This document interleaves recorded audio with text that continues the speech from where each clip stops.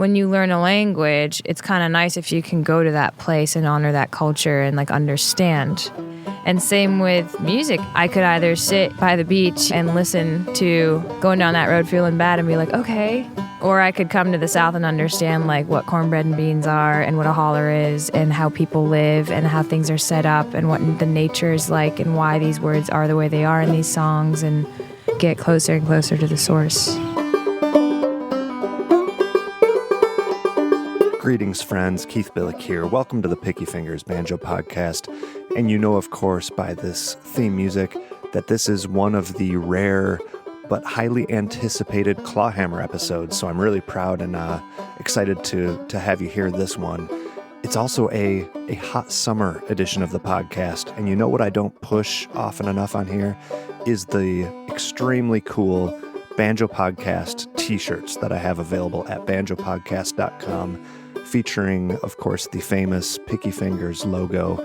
Now, these shirts are not only guaranteed to improve your playing tenfold, but they will also keep you looking and feeling cool throughout the summer. So check those out at banjopodcast.com. You've probably seen photos online of all the cool kids who have theirs, so don't be left out on this one. Go check it out. And when you do that, you're also supporting the show, which I, of course, appreciate very, very, very much. The other way to support the show is to go to patreon.com/banjopodcast and sign up to receive benefits in exchange for your support of the show. And actually, we have a very special supporter of the show today to recognize, and that is Colin Brown. Colin is doing something really cool. He is starting a web group called Bluegrass Jammers, and you can find it at bluegrassjammers.com. And he wants it to just be a way for beginning or maybe lower intermediate bluegrass players to get a feel for jamming before they go out into the scary, intimidating real world. So he's facilitating this site to help people out, and I think that's really great. Right now, that site lands on a Facebook group, but he's still working on the main site, and you should join the Facebook group anyway if that's your thing. So, Colin, thank you for putting that website together, and thank you for your support of the show. Once again, that is patreon.com/banjopodcast to become an official supporter. Hey, speaking of Facebook groups, you should go join Colin's Bluegrass Jammers Facebook group, but also check out, if you didn't already know, there's a Picky Fingers listeners Facebook group called Picky Fingers Banjopodcast Listeners, Fans, and Friends. So track that down and sign up to join that and get even more of me and your fellow listeners talking about banjos. Pray for your mothers, all that they do. Blind lead the blind, and that is how I'll follow you. Time passes on old wounds as if they were brand new. Made in your image with all the bad parts through. He broke the wind. Today's featured guest is Cristina Vane. Cristina grew up a bit of a globetrotter and has traveled across America now, but has settled in Nashville, Tennessee, where she is combining her love of Delta blues and slide blues guitar, along with her love also of clawhammer banjo, into her own original music and songwriting. And so it's a great combination, and she just released her first full-length recording called Nowhere Sounds Lovely, and you'll get to hear a bit of that and a bit about her and all of her playing, and I think you will really enjoy it. I really enjoyed speaking with her, and she was very welcoming. You will hear some nature and some city sounds in the background. She has a very nice backyard. I was in Nashville on a very lovely day, and we got to sit and hang out and talk banjos, which is about my favorite thing in the world to do. So here it is, my conversation with Cristina Vane.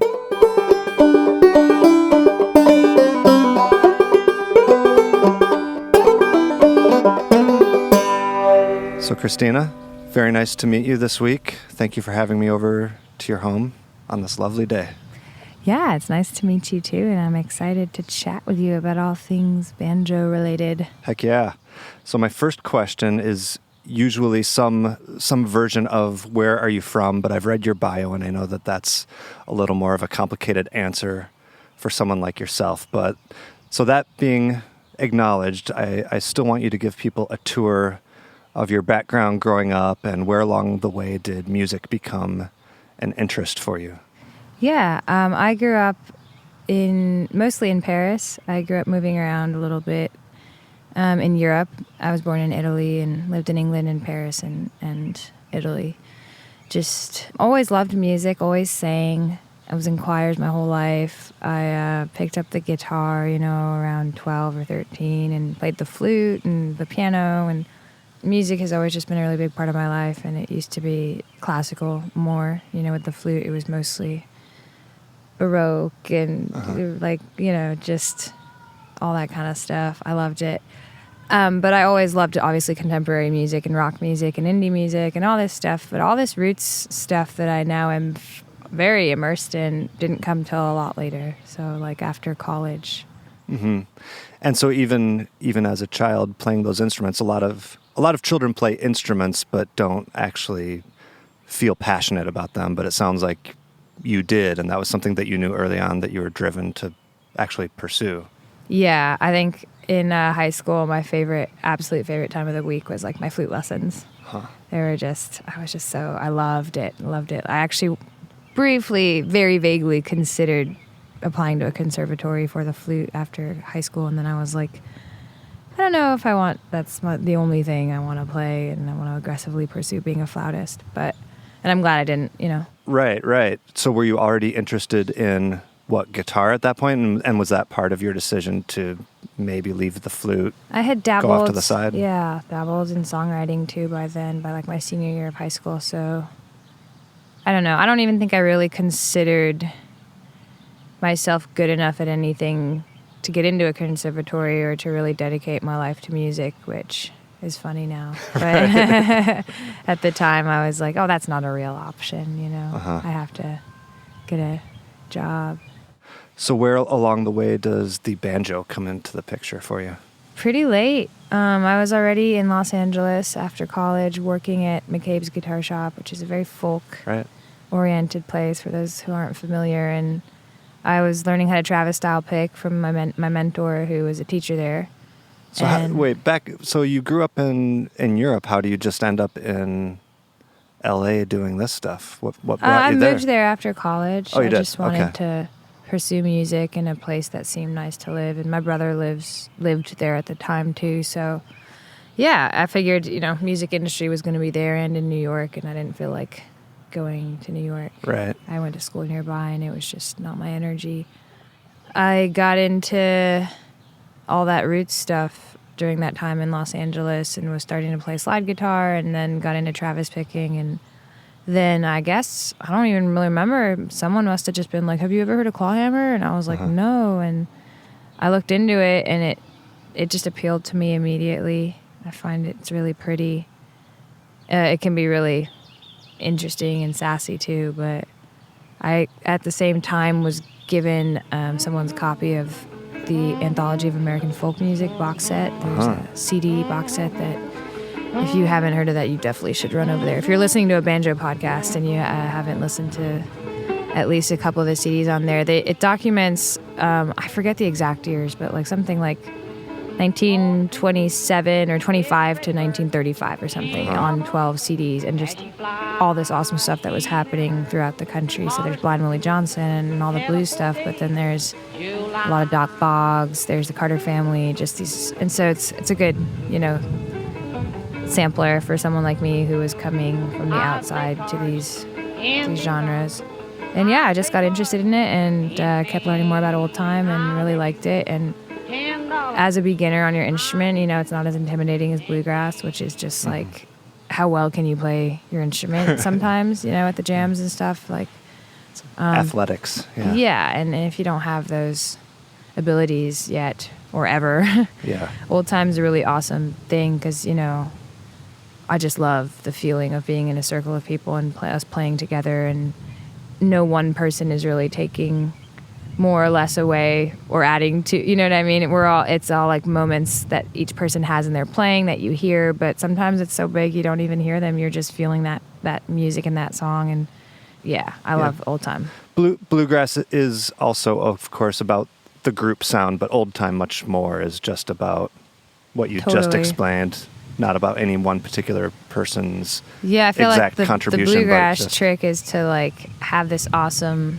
canvas to then showcase each player over, and the better you can do both, the better. But I mean, the entire vibe is like, okay, it's your turn now. Show what you can do. There's more of a spotlight. Yeah, and for some people that's awesome, and for me that's like not always the best vibe. Wasn't so awesome. Yeah. My sister lives in Santa Monica, so I go to McCabe's every time I'm out there. Maybe I saw you. Wow, crazy. We could have totally crossed paths. Yeah.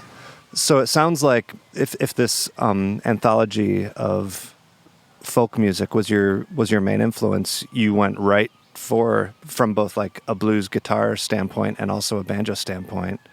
You were really drawn to like the earliest beginnings of both of those, ways of playing. Yeah, I had already actually gotten into the blues, but it was Skip James and Blind Willie Johnson and all that, 1920s, 30s kind of stuff. Charlie Patton, Mississippi John Hurt. And I can't really explain why, to be honest. I don't think there's an answer, like why does someone like blue and someone else like red? I don't know. Like I just have always, the second I heard, I think what is interesting is that it took me hearing some versions of these songs that were presented in a way that I was used to listening to. So that's in modern recording. So, Rory Block is an amazing guitar player, and she does a lot of old blues stuff. So I heard one of her covers of Skip James, and I was so amazed by the song that I went and listened to Skip James. And that honestly is like started almost all of this whole mess.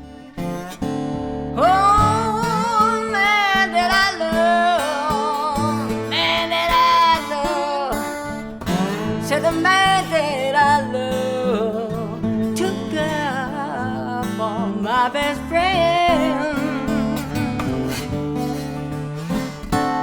Well, some joker got lucky, stole him back again.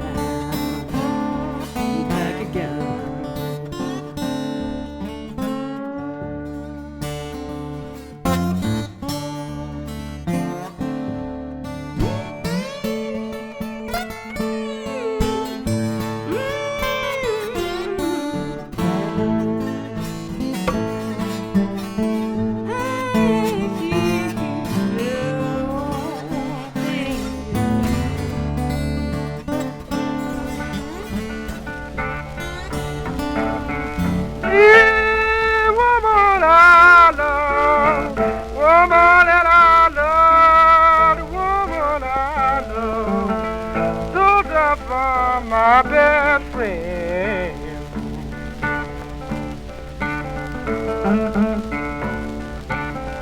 But he got lucky, stole tobacco again.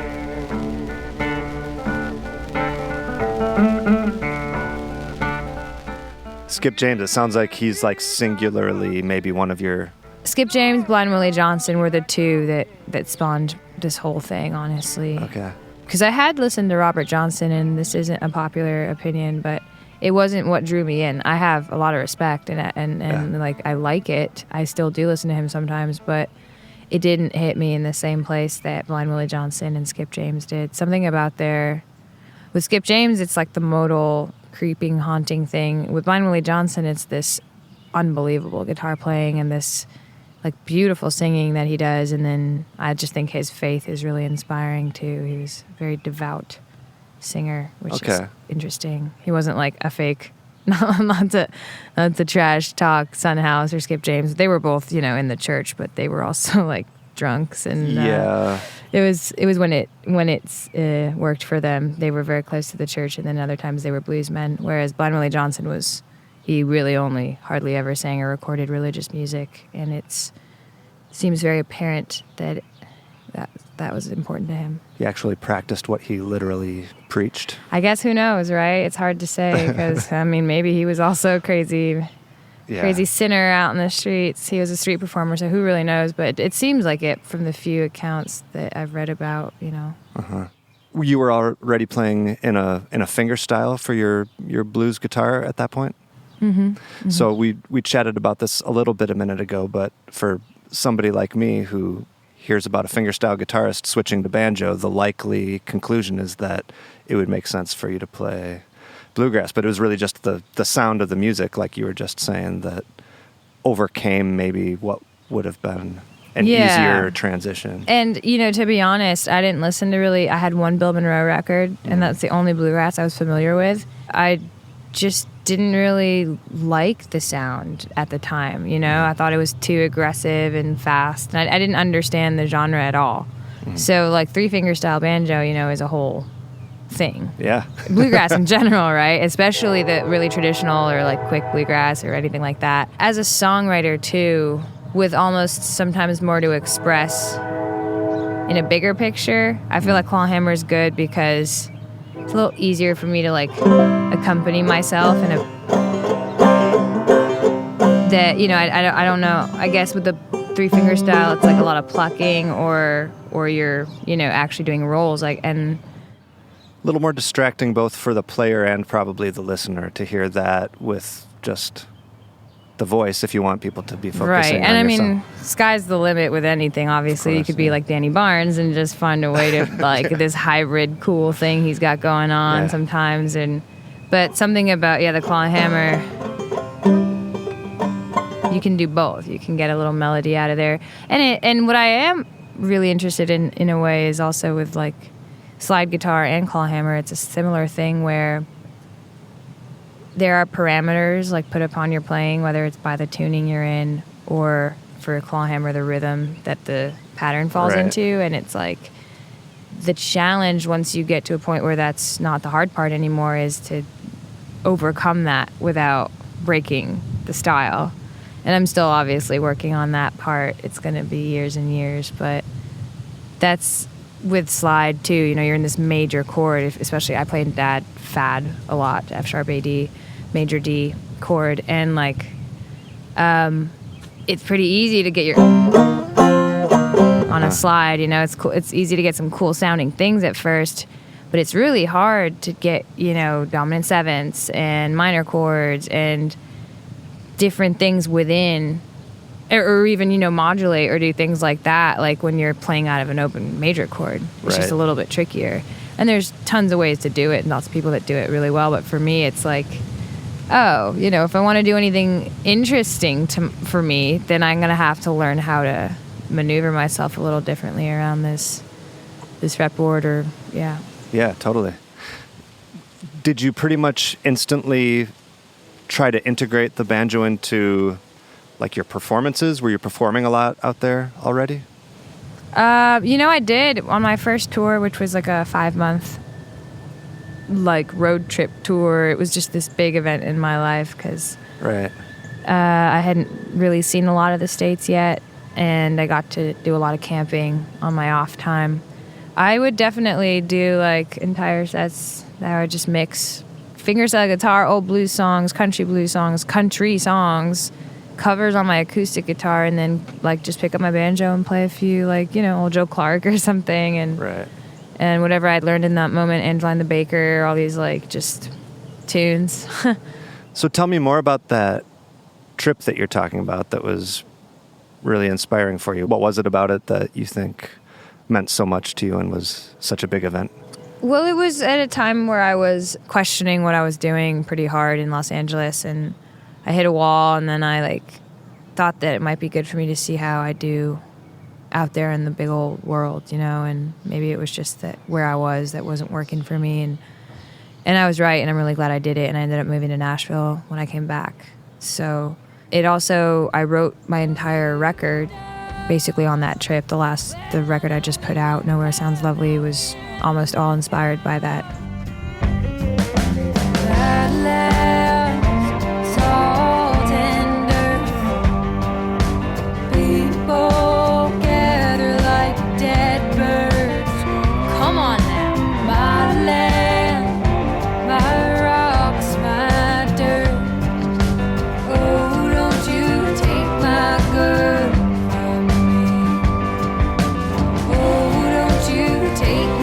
Good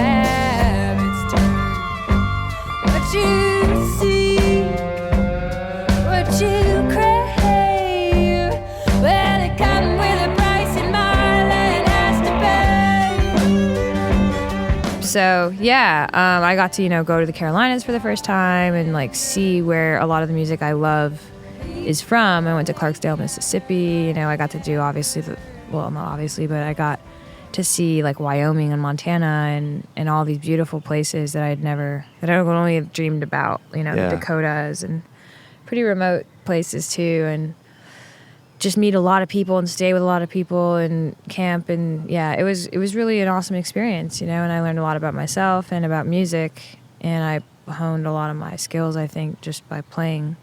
But yeah, then I came here and that was that. Do you think you have a bit of natural wanderlust from your childhood, having moving around, and is that why you think you feel like you hit a wall and needed to move? Maybe that's just me imposing my no, I mean, I've wondered that, because on the one hand I feel that I want stability pretty bad, which is why I've settled here, in what feels like a permanent way for now. But then there's always the for now, where I'm like, I don't know, what if in 5 years I'm just ready to be somewhere else? And I think that I will just see in 5 years if I'm ready to be somewhere else, then I am, And if I'm here for good for a while, then I am. I don't know. Can't tell the future. On a similar theme, do you think the necessity of you to adapt to different languages and cultures early in your life does that have a direct analogy to what you're doing with your music and having to adapt to some different genres? Never thought of it that way. I mean, I've often thought about the relationship between music and languages in general, because I feel like not only is there, I think, neurologically some interesting similarities, or I'm not well versed in that, so I might just be wrong, but I feel like I've heard, left brain, right brain kind of stuff with music and with languages, but then also just how within music there are so many languages, and if you speak one, whether it's garage punk or jazz or bossa nova, it doesn't really matter how you learned it or how you came into it, you can communicate that thing with other people that speak that same language, and that's so cool to me. And that's why I figured, much like anything I respect, I kind of want to give it the time. I'm a pretty not studious, but just I'm a nerd basically, and I like the idea of coming down here to essentially learn from a tradition, from a place that's closer to the traditions of the things that I really care about. So to torture the language metaphor, you're trying to make it so you don't speak with an accent, maybe? You want to speak like more of a native speaker? Well, yeah, but also, when you learn a language, it's kind of nice if you can go to that place and honor that culture and understand the language is some really more immersion. What I'm saying, actually, where it's you can learn the word tortilla, but until you go see someone with the clay, the comal that you make it on, and the people making it by hand, or how you can have blue corn ones, you don't understand tortilla, and same with music in a way. Not always. YouTube's an amazing thing, but I could either sit by the beach, and listen to Going Down That Road Feeling Bad and be like, okay. Or I could come to the South and understand what cornbread and beans are, and what a holler is, and how people live, and how things are set up, and what the nature is like, and why these words are the way they are in these songs. And I figured if I didn't like it, I could leave. Yeah. So I took a chance and came to Nashville. I'm not a songwriter myself, but I always love hearing about how people turn inspiration, and in this case it's your traveling experiences, into actual lyrics and songs. So do you have a way of describing how that works for you, or how you experience a beautiful place or a poignant place of some sort and turn that into what people hear on your album? That's it's a secret. I'm not telling anyone how. Okay. No, I'm just kidding. I think it's probably different for everybody, I guess, but I didn't actually write about places very often until that record. That's another reason it's an important record for me, is I was exploring a totally new frontier there, where it is hard to write about places and not sound cliche, and it's hard to communicate what it is that you find magical about a certain view or something with music. That's a mind twister in a way. You're just I can't draw it. I have to paint it with words and music, ? What? I don't know. I always write a melody first, and then if I have a very strong emotion or visual or something or a line that comes to me, I might go from there. The melody comes first. Yeah. Interesting. Even before the words. The chords come first, then the melody comes first. Sorry, second. The other they first. both come first. Yeah, I definitely always have chords or a riff, and then a singing melody will come to me, and then I fit words into that melody and rhythm. I think a primary reason that people interpret slide guitar as being like a really soulful type of sound is because of how much it mimics the human voice. Yeah, and totally. I'm curious if you think that might be part of the reason you were so drawn to that is because of you said you were trained as a singer and enjoyed singing. I mean, yeah, I don't know. I've just mentioned that to someone because I've heard that so many times too.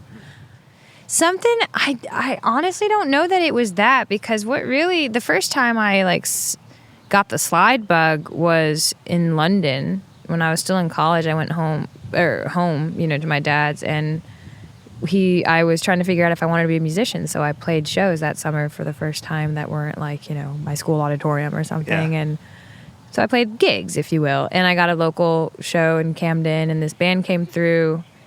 This guy, Sam Green, in the Midnight Heist, and he plays like a lap slide. So I saw him, and it was really more, I just feel like, I hate to say this, everyone's gonna be like, you're so basic, but like the pentatonic scale just grabbed me by the heart and like never let go. I feel like it was more about, because, obviously he's like a British folk person, so it's not even like necessarily the source stuff. And when I finally got to the source stuff, I was like, yeah, this is my language. And it's not always just minor pentatonic things that I like. I love hill country. I love country blues where there's that major vibe.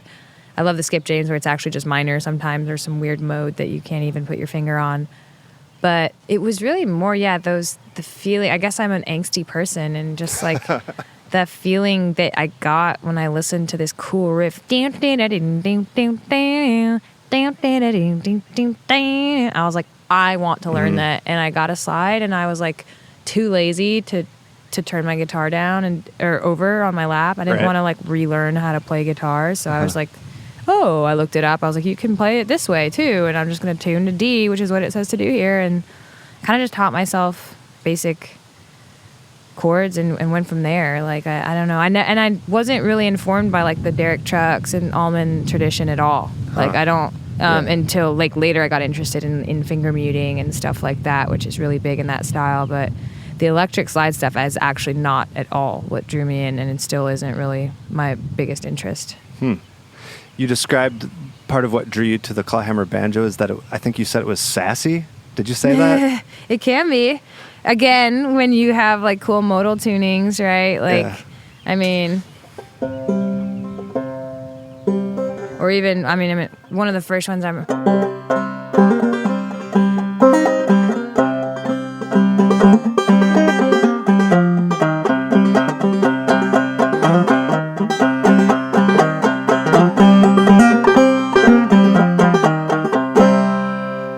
whether that's country blues or Wake Up Darling Cora, whatever you want it to be. Just as soon as my pocketbook was empty, not a friend on earth could be found. Like, that's pretty sassy. Yeah. But I'm remembering that you said that because you had the same kind of description when you were talking about hearing the lap steel guy, and I think that must be a thing. It must be, but I will say I've softened in my old age, because my favorite tuning really on the banjo is open C, or like the double C tuning. C? Yeah, I've experimented with triple C tuning, which is just. How does that work? So which I wanted other to one eliminate the two. In double C, you have a D on the top. Right, that makes it a major chord. And I was trying to play both Darling Cora and like Way Down the Old Plank Road out of the same tuning, and I didn't like having this weird 2, so I just tuned it down to a C. So there's 3 Cs. Whoa. And I'll do it right now for you. Yeah, let's hear it. As far as you know, is this your invention? No. There's other people who do triple C tuning? I don't know. I've never talked to someone about it, but there's definitely someone out there. I warned you, I'm not as versed on this spooky clawhammer stuff.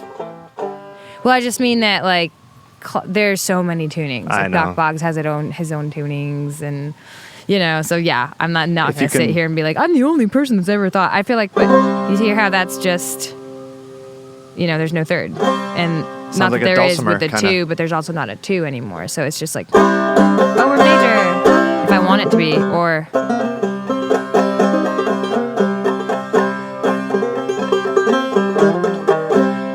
That's like a more impressive way to play that to me, because even if it sounds really simple because you don't have the flair of that 2, the 2 is a weird vibe sometimes, and here.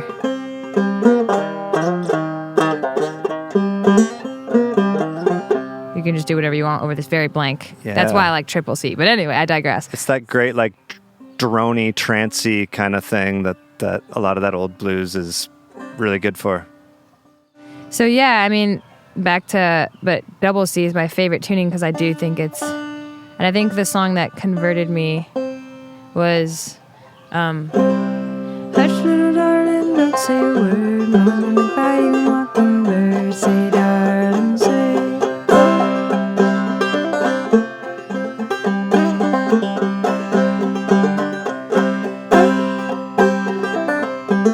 And and then Duck River is like one of my favorite tunes, and that's a D tune as well. Okay. So yeah, I think it's just, how can you not just like, Right. and having that low C in this tuning. I love playing out of open C. So it's not all angst and pentatonic. Not all sass. Not all sass. Okay. Whose version of that? Speaking of which, whose version of that did you hear? Do you remember? Okay. I think my brother showed me this tune, to be honest. We were getting into old time at the same time, and he was still living in LA. Yeah, it was really funny. He taught himself how to play fiddle since then. I tip my hat. He's not a professional musician or anything, which is hilarious. But yeah, we're both pretty into it. I feel like, he showed it to me one time, and I just played it a lot. And then I found out that those words are basically a lullaby that we all know. Who would be the banjo equivalents to your Skip James? Who were you listening to and maybe even trying to emulate? I don't have one. I don't have one, unfortunately. It's weird. Like, I'm not saying there aren't people I admire, but the people I admire, I don't try and play like them because I can't really. Like, Doc Boggs is 3-fingerstyle, but, old 3-finger, like pre-Scruggs, I guess, and just has his own entire thing. And I eventually would love to learn 2- and 3-fingerstyle for old-time stuff. Would love that. Like, Nora Brown, that little girl. Right. Oh, my God. She's not that little of a girl anymore, but, that makes me feel really old because I do Littler than remember when me. she was like tiny and Right. just still playing all this stuff, and now she's just so awesome. Alison DeGroot too. Like, just I love watching these people play, and even here in town, like, you've probably met a lot of the players. Frank Evans is a great player, and George Guthrie is a great clawhammer player too. Right. And I basically like anyone's playing. Someone I would really love, to learn more from is Victor Furtado too. Mm-hmm. He's was so lucky he was in town. I got a lesson from him, and it was just like, he's a beast. You know what I mean? Yeah. So it's a weird answer, I know, but like I basically would just learn tunes and taught myself most of the stuff I know. You guys, Elderly Instruments is giving away guitars. And no, I am not joking. Elderly Instruments is celebrating their 49th year in business as the world's most trusted source for new, used, and vintage stringed instruments. So, as part of the celebration, they are giving stuff away. Go to elderly.com/49. That's elderly.com/49 and find out how you can enter to win.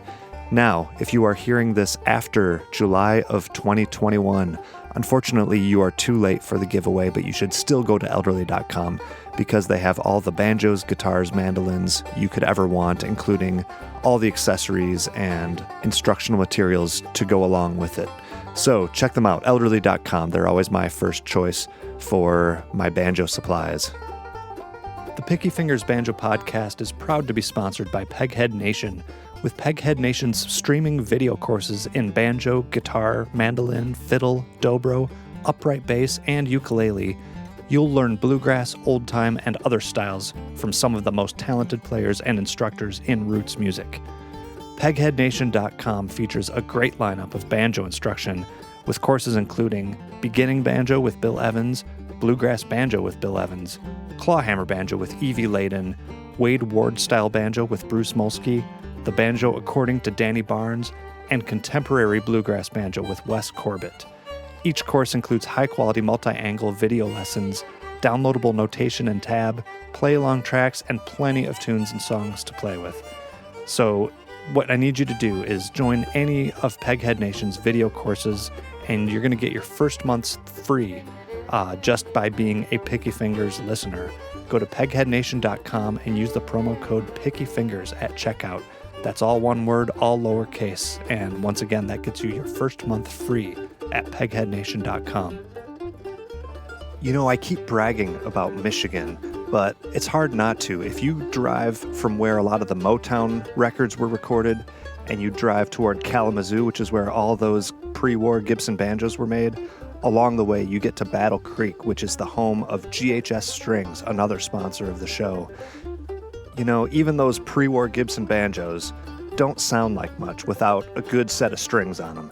And GHS are some of the best, and you know that they're some of the best because they're the ones chosen by players such as Bela Fleck, J.D. Crowe, Sonny Osborne, and me. I've been a user of their PF 145 banjo set for quite a few years, and if you need strings for your guitar, mandolin, or any of those other instruments, they're going to have that too. So check out ghsstrings.com for their full selection. And I'm starting only now to understand a little better the styles, and like that there are there's like a Galax style of playing, there's a round peak style, and I knew those terms and those words before, but I'm only now getting shown like what makes those styles unique. So like the I don't think I would be able peak. to identify those by sound. What is well, that's the thing, what's I'm your still not understanding even of it? totally clear on them, so Okay. sorry guys, I didn't get enough info. But I was talking to somebody about the round peak has left-handed pull-offs and plucks a lot, so like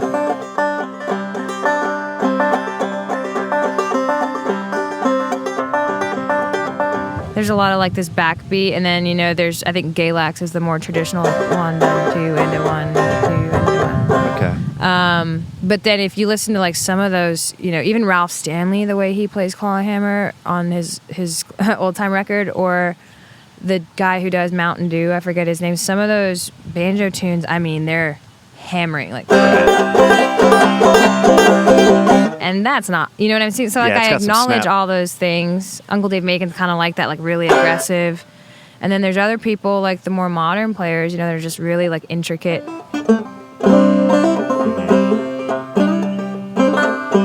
And precise. And then there are people that play the gut strings. I like all of it. Right. I saw Allison DeGroot was playing or teaching how to play along the jigs. Like, that sounds cool. Give me that. I want to learn all of it eventually. But right now, I just try and play along to songs. I just learn tunes, and I will YouTube the ones that are too tricky for me to learn by ear, basically. Were there any techniques that, playing techniques that you stumbled upon that really have helped you, or that you feel like you use a lot in your playing? Well, I mean, anyone who's familiar with clawhammer, learning it probably will already know that, like, drop thumb, which is where you drop your thumb from that top string, so you can kind of break up the 1 and the 2. You kind of Right. it's good for waltzes, like. But I was just telling you earlier, I'm kind of fascinated by this clucky style of playing, which I don't know where or why, I've heard it, and it's like if you strum it just the right place with the right nails, you'll get this sometimes really aggressive sound like this. Yeah. And I'm still literally just learning, but this I've noticed in the last 2 weeks, I've been trying to play every time I pick up my banjo, I'm like throwing in like That little extra tacky normally thing. normally it would. just really nice. And that's nice, but when you're really getting into the groove and you're just playing the same thing, and sometimes it's, you know, I had a string band gig on Sunday, and I heard myself being like, because I don't know, like there was no mandolin too. I just feel like every genre has this, but I mean, blues and old time and bluegrass, all these things, I think so much of it is innovation. Like you're using the instruments that were around you, or in that, you know, in certain cases, the ones that you could make literally. In other cases, just like, oh, well, there's no mandolin. Let's invent this percussive style, or like there's no whatever, you know. So I just think music is that the more you play, the more you'll learn things, even if you don't take lessons from people, because you're just like having experiences with your instrument, and you're just like, oh, this sounds cool. Uh-huh. It's giving me a fun feeling that I haven't been able to achieve with, you know, normal strumming. So, yeah. Right.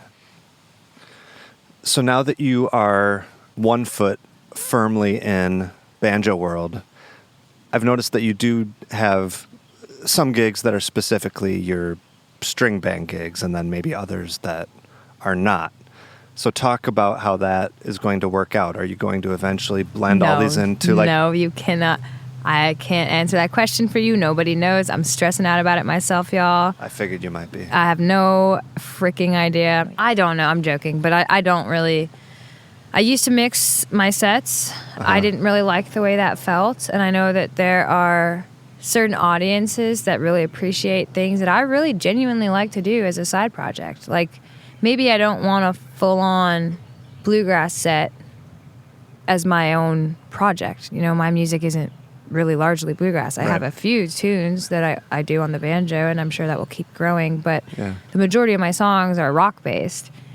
And I felt sometimes, even though there's this wonderful overlap of people that enjoy both, there's oftentimes people that really just want to hear one or the other.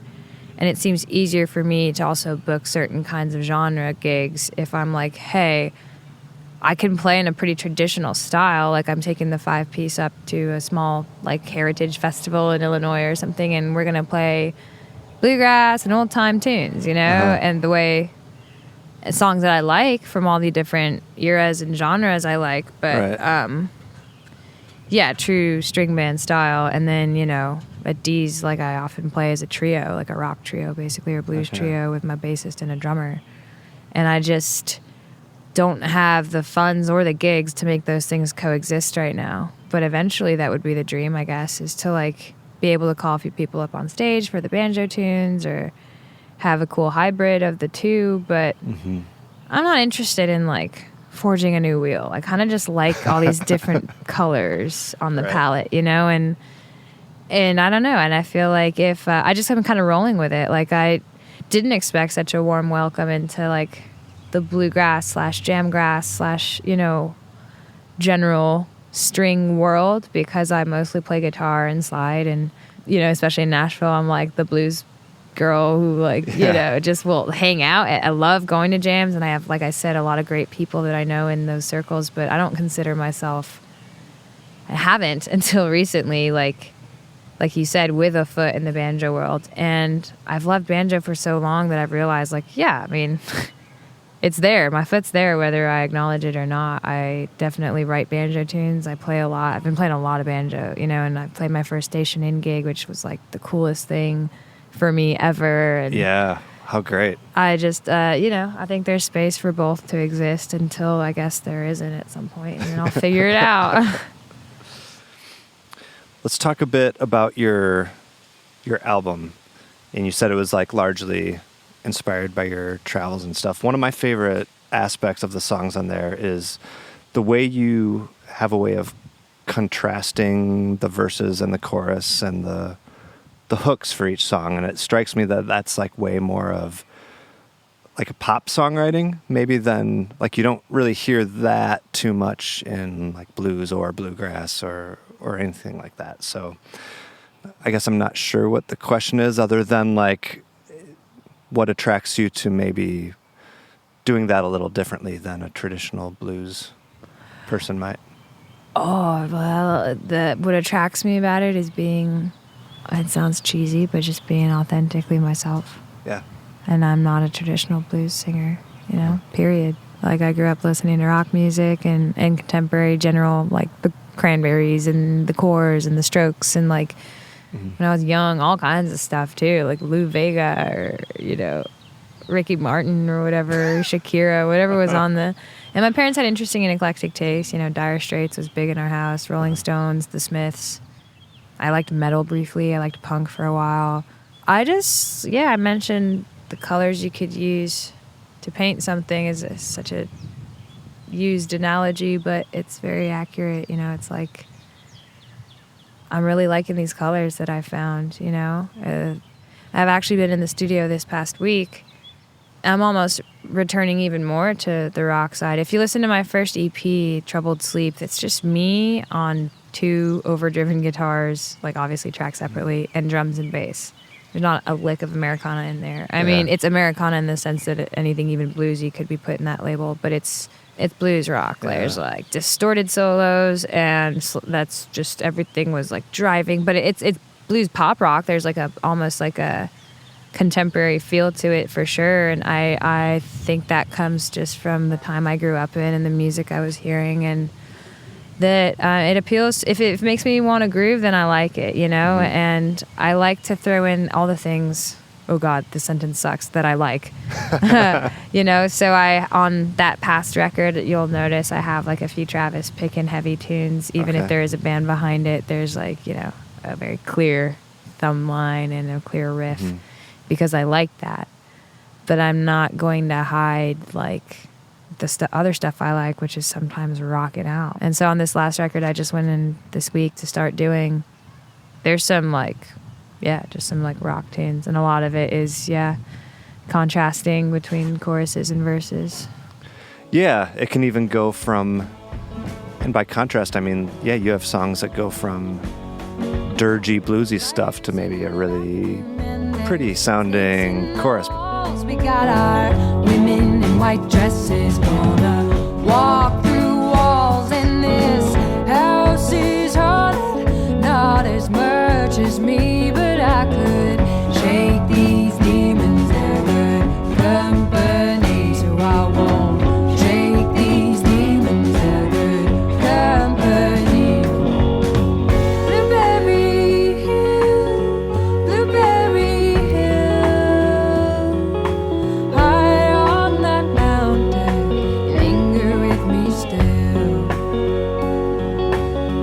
We've come so far, we've come so far, high on that mountain, wonder where you are, wonder where you are. Blueberry Hill. Blueberry Hill is our perfect example. I was like, are you referencing one in particular? Well, that, but I think there's that element on quite a few of them. And I think that might actually address what you were saying about being surprised at being accepted into the string band community, because if you're just doing what you like, I think people have a way of recognizing that you're being real or you're doing something a little different that they haven't heard, and that's cool to people. My entire business strategy has been just be authentic. It sounds so obvious, but I think there are different ways. You can be not authentic. You can be like an act, and put on a show, and that's equally awesome and inspiring, and that's a whole different skill set. But like, my entire purpose is to get closer to myself so that I can present myself through my music. Because I also believe that even if, people maybe don't always have common sense, like intuitively on a human level, I do think people can connect with that usually. And that even if it's not their bag, they're just drawn in by it because they're like, wow, this person's really having a moment with themselves. And we get to watch that. And so I just have leaned into that as hard as I can since those days on the boardwalk where I was busking. And I was like, well, people give me $1 if I look really into this, because I am, not because I'm like putting on a show.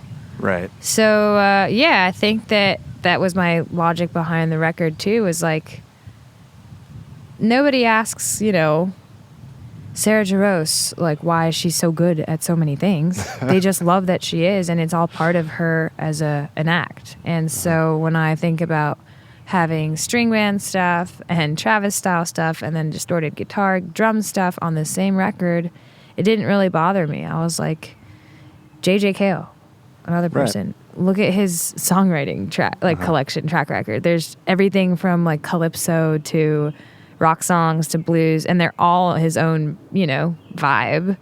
But he just wanted to like share little snippets of his creativity, and that's what I feel like is my original music really is. It's just like this is how I feel. This is the room I'm in. In my brain when this song is playing, it like might be very different from a different room, but they're all in the same house, if that makes sense. Yeah, I like that.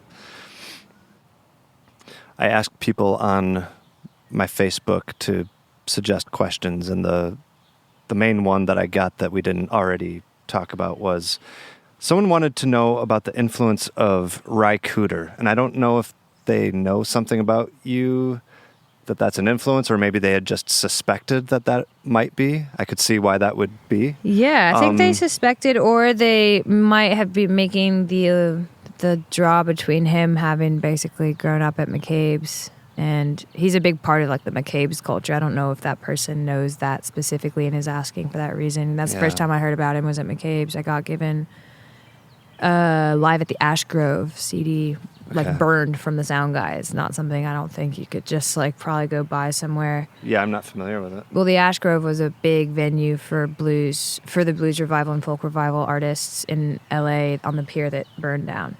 Okay. So somehow, Reverend Gary Davis, like all these people have played at the Ash Grove. And Ry Cooder, I was given recordings of him with some lady live at the Ash Grove, and that was my introduction. And it didn't lead me down any further path, I'll be honest. Like, that's not a diss or anything. I just like never really listened more to him, to be honest. I was so kind of caught up with all the old stuff that I just haven't gotten around to some of the newer stuff. And the newer stuff I really am drawn to is like hill country these days, Mississippi hill country blues stuff. So yeah, I don't know much about Ry Cooder. I'm sorry to disappoint that person. I know he's a phenomenal slide player, and I've seen some great videos of him and stuff, but that's about it. Not enough time to listen to every I can't single get everybody person. down, man. Sorry. That's okay. Let's talk about your instrument. What kind of banjo do you have? So this is an Eastman White Lady. It's spelled WHYTELAYDIE. Right. Which cracks me up. But I honestly didn't really know better when I got this instrument. I had this amazing dealer discount from my job. So I was able to get it at a fraction of the retail price, and I thought it was really pretty, honestly. And I had just started banjo and was practicing on my friend's good time, and I was like, well, shit, if I can get this for pretty cheap, not much more than like a new actual good time would be, I should do it. It's kind of fancy for a beginner, but why not? And I'm really glad. I used to worry about how bright the tone is, because a lot of old time is very dull. Like people love, and I do too. I really love the plunky tone, don't get me wrong. And I've actually kind of considered a second banjo sometime soon, maybe that I could put nylon strings on, but is fretted still. But this, it just cuts really well in a way I hope that isn't too annoying, that I've just think.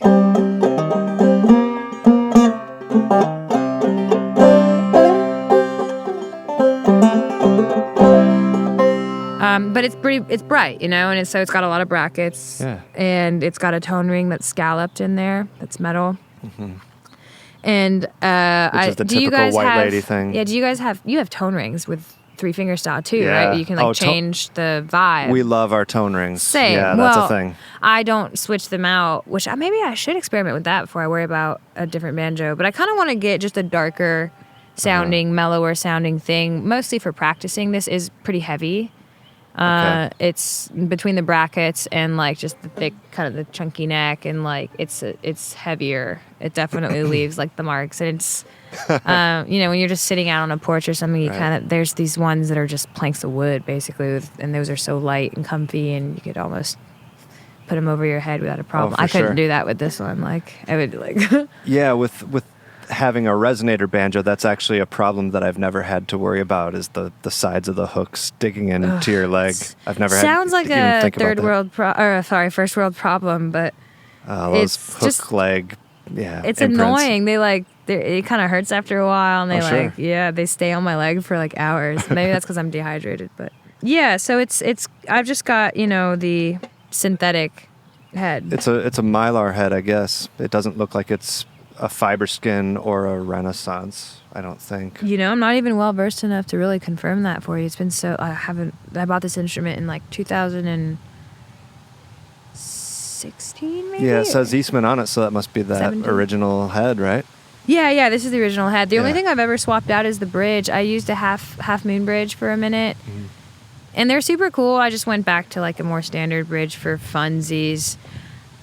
Weirdly, and I'm not claiming to be, oh my God, so well versed in specs because I worked at a guitar shop. But like Right. I've worked at 2 guitar shops now and been around a lot of repair people and heard a lot of different customers and different people talk about their preferences. And it has largely led me to the conclusion that it's totally arbitrary. Like if you like what's going on. So I actually don't weirdly like get too nitpicky about what I'm even playing. Like if it works, it works, which has a detriment too. Like I do like talking to people and being like made hip to things, and they're like, "Hey, have you tried doing this? Like what you're describing is very easily solvable with this problem, you know." Right. And so there's moments where I'm like, I really should maybe look into things like what kind of head am I playing, but If it ain't broke. it's just working for me. Same with my guitar. It's very low. Like, it's a well-made guitar. It's a National. Like, they make excellent things, and I get it tuned up here and there, and just tighten screws and when they're buzzing, and that's about all I worry about. Yeah, that's good. It's kind of nice. I'm not gonna lie, but yeah, I do want to make my dream Frankenstein banjo, which is like this thing that came into Fanny's where I worked here in town. On consignment, and I should have bought it. It was just this really cool, simple, like tenor banjo head, so really light, like almost no brackets, that some guy had attached a different neck to and done a cool like custom skull inlay, which is just totally me. But yeah, he had, it was a fretted, very lightweight instrument with nylon strings. And it was just Yeah, seems perfect for you. And that's what I want as like a practice/fun banjo, is like still a good instrument, and I don't want it to be fretless because I have a tiny fretless one and it's like a whole different thing. But I want something a little more casual and a lot like lighter and less built up with all this metal and hardware and the tone ring. I just want like a very plain, quiet banjo. I mean, it'd be nice if it was loud, obviously, but you can't have it all. Yeah. So Yeah, I worked at a guitar store or a string instrument store too for a long time. So the whole like discount situation, I'm very familiar with having no money because of that. But right, you're like, it's this weird thing where I have some decent gear to show for it. I was so fortunate. I mean, I got like the 2 staple instruments in my life during the time I was there, and just really, really thankful for it. Well, first of all, for McCabe's in general and the experience, and everyone there was super cool. But being able to learn about and then get the gear with the help of like the dealers and dealing directly with them instead of like going to some store and paying a lot of money for a list price, which when you're like in the industry you start to realize is crazy. Yeah. What are you working on these days? What's like a new discovery or maybe tune that you have enjoyed recently learning on banjo? I mean, you already mentioned I forget what you call it, the cluck drum technique. Oh. So maybe something similar to that, or like what's a tune that you use that for? I don't know. I'm just curious as to like what your recent practice routine or working. First of all, bold of you to assume I have a practice routine. I got shown a really cool version of a tune that I already have played for a long time out of modal tuning, Greasy Coat, which a lot of people know. Yeah, spell that one. Greasy Coat. I mean, spell the tuning. Oh, I was like Greazy. The tuning. So G standard tuning. Mm-hmm. You have a B, right? You have a D, G, B, D. Mm-hmm. You just take the B up to a C. Oh, like Gotcha. this. So I would play it like.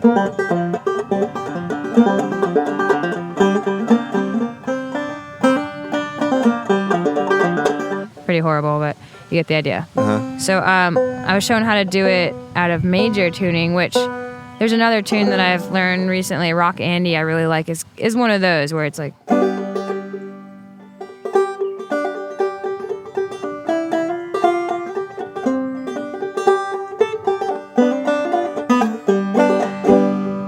It just skirts that line of modal and major, but yeah. So the greasy coat thing was there's this left hand pluck thing that like really gets the.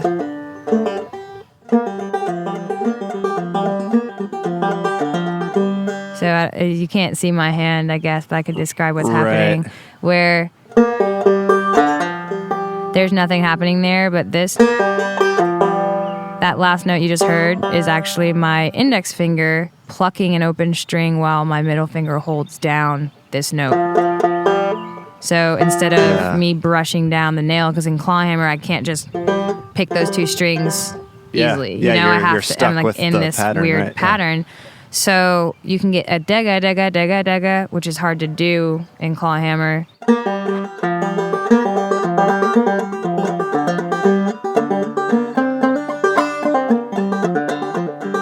And then the other move I learned in this tune. I'll mention really quick that I guess I'm not sure what the order of these interviews that I've gotten is going to be, but Frank Evans was talking about a really similar technique that he thought was really cool. The concept of being able to pull off to sound a note that you haven't actually picked as a way of getting around some melodies a little differently. So this kind of goes well with the things that listeners may have heard Frank say, or maybe will hear Frank say. Well, will or has. We don't know yet. But yeah, so that is actually a drop thumb, and for those of you maybe newer to that just means that like my thumb is plucking that note, which is on a string that my thumb normally doesn't live on. My thumb normally lives on this high drone string for the clawhammer, and so when you get smart about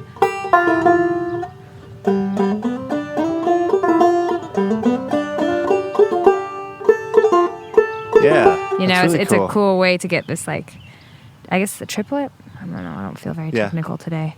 That's triplety. Yeah. So those are the two tricks I learned in that version. And I was like, man. And what's the name of the tune again? That's Greasy Coat. I don't drink and I don't smoke and I don't wear no greasy coat.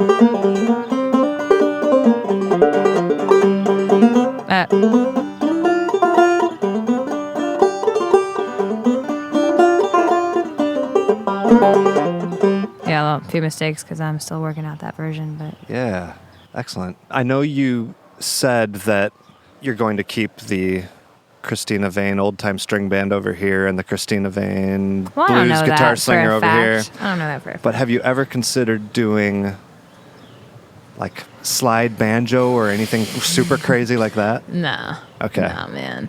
I mean, I very briefly flirted with the idea when I thought I heard slide banjo on a Danny Barnes song, but I think it's just a slide guitar player. Oh. Because he used to play with a slide guitar player. But if there's anybody who's going to probably try to bust out some slide banjo, and I was like, you know what, I'm going to leave that to Danny. Okay. Yeah, you know, in the same way that, I don't know, my mind goes straight to like food, you know, of like, just keep adding things you like, right? I don't think that always comes out to the best final product, you know? Like when you just pile all your favorite toppings on something, sometimes it's kind of gross almost. As a very awful cook, I can tell you that you're exactly right. Yeah, sometimes just adding things that you... I don't want to just be like, I like this and this and this. What if I did a song where I do all of those, even though it could be genre breaking innovation, of course. You could be onto something, but I'm like, I'm overwhelmed enough as it is in each genre. You know what I mean? I'm still trying to catch up to people that have played in these styles like their whole lives sometimes, and get closer and closer to the source. Yeah, it's tough when the music has like 100-year head start on you. For real. It's hard to catch up. Yeah, but I'm glad to be, you know, who I am and where I am when I'm here right now. It's okay. Good way to end things. How does everybody find out how to purchase your music or go see your music in person or everything else about you on the internet? I think the easiest way to get a sense of what I'm up to is Instagram. I'm pretty good at keeping up there. Mm-hmm. My name is Cristina Vane, and there's no H in Cristina. Did I do that? No, I'm looking at Keith. No, I don't think you did, but I'm like, there will be no H, right? Because the amount of stuff I've put out there that's just No, I'm good with that. And the reason I'm so horrified is because I had contacted Allison Brown and spelled her name with 2 L's, which it's one of those things that I...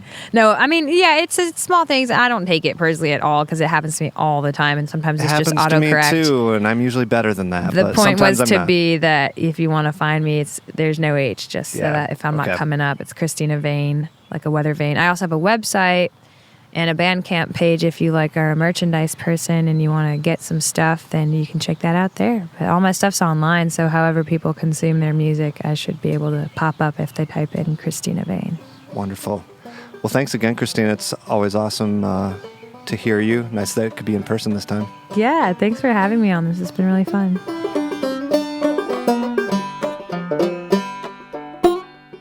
Thanks so much for listening, folks. Let's go through those sound clips that you heard.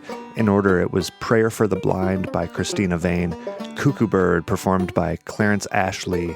You heard 2 versions of Devil Got My Woman, first by Rory Block and then also by Skip James, and then 2 more Cristina Vane songs, Badlands and Blueberry Hill. Thank you once again to Colin Brown, who is the Patreon supporter of the show. Go to bluegrassjammers.com, his new website for beginning bluegrass jammers. Head to patreon.com/banjopodcast to find out how you can become a supporter of the show.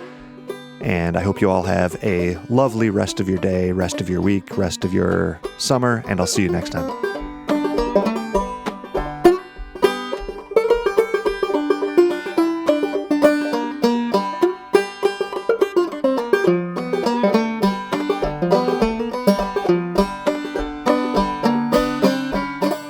Sorry, I'm watching a cat chase my cat right now. I don't know if you just saw that. I saw that. My cat was the one being chased, and she's surprised. She looks like this fluffy, innocent thing, and she's out here, I'm sure, just wreaking havoc. I don't even know what she's doing.